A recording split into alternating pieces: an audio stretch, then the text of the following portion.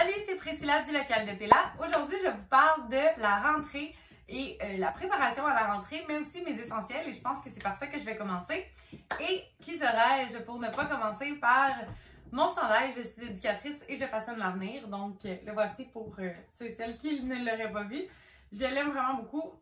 Donc, ils sont tous épuisés présentement sur mon site web, mais ils vont être de retour en début septembre. Donc, en début septembre, si vous voulez vous procurer votre chandail, je suis éducatrice et je façonne l'avenir, ça va être sur mon site web que je vais écrire ici.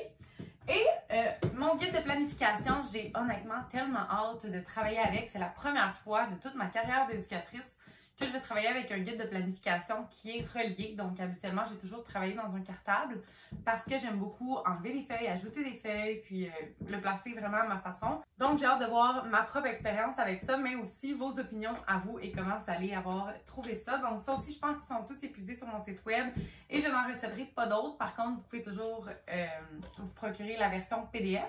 Et pour ceux et celles qui c'est la première fois qu'ils fonctionnent avec cette méthode de travail-là, je vais peut-être prendre le temps de faire une autre capsule vidéo pour vraiment vous montrer de façon plus détaillée comment j'utilise le guide de planif. Mais voilà, donc on s'en reparle.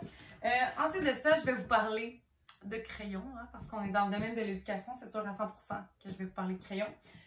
Mes crayons favoris qui vont très bien agrémenter mon guide de planification, c'est, je pense que c'est un classique, je pense que tout le monde les connaît, c'est les crayons Papermate de toutes les couleurs. Donc j'ai acheté le gros paquet, je pense qu'il a coûté 15 $. Et je l'ai acheté je pense qu'il y en a partout un peu, là, au bureau pro station ou au bureau en gros. Donc mes crayons préférés.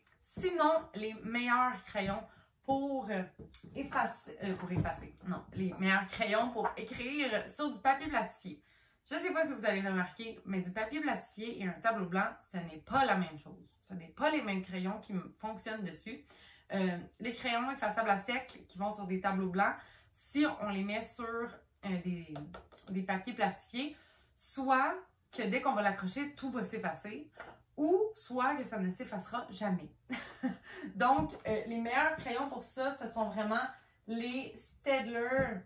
Donc, les Staedtler Lumocolor non permanent, bien important quand même, il ne faut pas que ce soit écrit permanent. C'est vraiment écrit non permanent. Et la grandeur de pointe que je préfère, c'est 1 mm. Ça ici, pour les 4 crayons, c'est 10 $. Donc, encore une fois, c'est des crayons assez dispendieux, mais ils durent vraiment longtemps et je les utilise tout le temps. Tout le temps, tout le temps. Une autre chose qui est encore une fois pas vraiment nécessaire, mais que j'aime de tout mon cœur, c'est mon étiquetteuse. J'ai acheté ça au Walmart.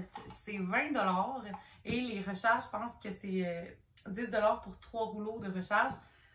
Puis honnêtement, c'est vraiment mieux un P-Touch. Ça va plus vite le P-Touch, c'est plus clair, mais ça c'est tellement Pinterest. J'adore ça. Donc ça ressemble à ça ici. Puis c'est vraiment long en plus, il faut écrire chaque lettre. En tout cas, bref, je l'adore. De tout mon cœur. Donc, voilà pour mes essentiels. J'ai pas pensé à autre chose pour le moment. Je vous dirai si j'ai d'autres essentiels. Ça, c'est vraiment les trucs que je préfère et que c'est sûr à 100% qu'à chaque année, j'ai. Non, c'est pas vrai, l'étiquetteuse, c'est la première année. Bref. Pour ce qui est de la préparation, là, c'est sûr que moi, je vais parler en tant que fille qui est super chanceuse et qui a, j'ai droit à 2 journées de payer au courant de mon été. Là. Donc, 2 journées où je suis libérée sur mes heures de travail habituelles pour préparer ma rentrée. Une journée qui est pour la préparation, en fait, puis l'autre, la deuxième journée, c'est pour le ménage de notre local et c'est vraiment une exigence de notre milieu. Mais honnêtement, ça fait tellement du bien que je vous conseille vraiment de le faire si vous pouvez, si vous avez le temps et tout ça. C'est sûr que je vous encourage pas à faire de l'overtime, du bénévolat. Je veux pas vous encourager à toutes ces choses-là ou vous mettre de la pression de vous dire « Ah, je suis pas assez hot ». Moi, j'ai 2 jours pour le faire. Donc, je veux juste le dire avant de dire tout ce que je fais pour préparer ma rentrée. Mais bon, c'est ça. La première chose que je fais, c'est vraiment le ménage. Puis quand je dis ménage, je veux dire le ménage. Comme si on déménage. Donc, on sort tout, on enlève absolument tout ce qu'il y a dans le local pour aller laver le fond des armoires, les murs, derrière la poubelle. Tu sais, vraiment, là, derrière le frigidaire, on fait le ménage. Donc, ça fait vraiment du bien. Puis ce qui arrive, c'est que si on le fait à chaque année, ben ça s'accumule pas et ça devient pas dégueulasse. Donc, c'est vraiment la première chose que je vais faire. Puis là, je vais juste me fier sur ma liste. Ce document-là, c'est ma liste de choses à faire pour la rentrée et c'est sur mon site web. C'est dans les documents gratuits, là, dans la section outils pour éducatrices et éducateurs. Donc, ça s'appelle Ensemble de début d'année. Si vous voulez aller la télécharger, c'est vraiment tout ça que je fais. Là, je vais juste passer par les points les plus importants. Donc, il y a le ménage, c'est sûr. J'ai écrit aussi décoration pour la rentrée. Nous, c'est quelque chose qu'on trouve très important que la rentrée, ce soit comme une fête, ce soit vraiment spécial. Donc, on décore sous le thème de la fête. On met des ballons, on met des bannières, des guirlandes et tout ça. Donc, c'est vraiment très important pour nous. Ensuite de ça, préparer les logos, les symboles, les étiquettes pour chaque enfant. Donc, si vous avez un nom de groupe, soit vous pouvez, par exemple, si c'est les pingouins, bien, prendre un pingouin de 8 couleurs différentes pour identifier chaque enfant. Ou, bon, moi, c'est des couleurs de pieuvres différentes. Sinon, ça pourrait, votre groupe, par exemple, être les animaux de la jungle. Bien, chaque enfant a son animal, chaque enfant a son symbole pour se repérer, pour identifier ces trucs.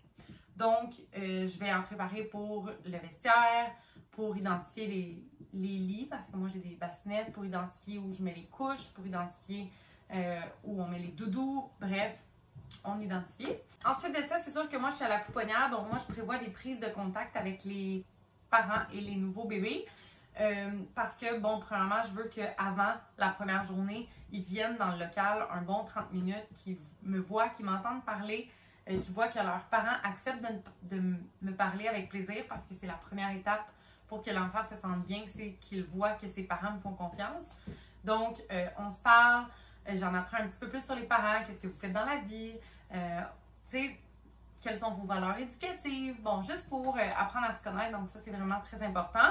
Puis en même temps, je peux leur faire la visite du milieu, donc c'est un rendez-vous de 30 minutes par nouvel enfant qui entre au CPE. Moi, j'ai écrit préparer les horaires d'intégration parce qu'encore une fois, je suis à la pouponnière.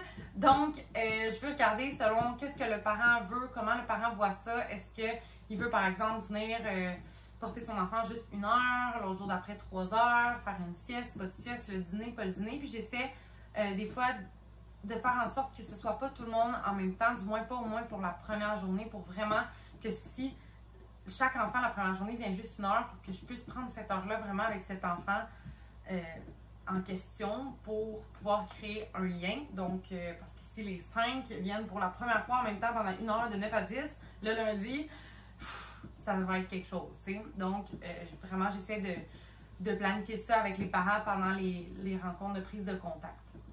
Préparer la réunion de parents, je pense que peut-être je pourrais prendre le temps d'en parler une autre fois parce que c'est vraiment beaucoup de choses. Mais dans l'ensemble de début d'année, j'ai fait un ordre du jour de rencontre de parents.